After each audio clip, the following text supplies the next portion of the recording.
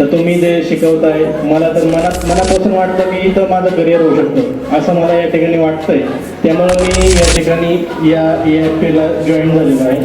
मी मला वाटतं 4-5 वर्षापूर्वी जॉईन केलं होतं तेव्हा.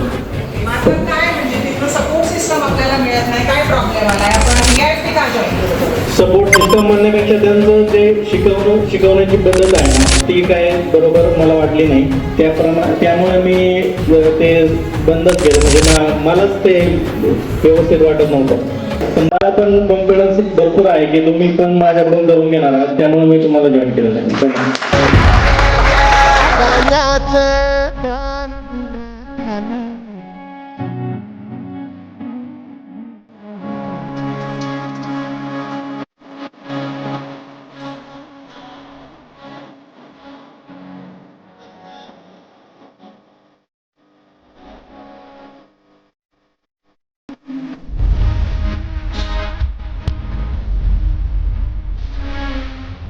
EFT कडे जॉईन झाल्यानंतर ज्या काही मनात शंका होत्या, खरंच इम्पोर्ट एक्सपोर्ट मध्ये फ्रॉड होतो का, जे काही फेल्युअर असतात, पुढे लॉसेस होतात, हे होतात, तर त्या सगळ्या गोष्टी ज्या आहेत त्या करण सर असतील आणि सचिन सरांनीही खूप चांगल्या पद्धतीने सगळ्या गोष्टी शिकवल्यात.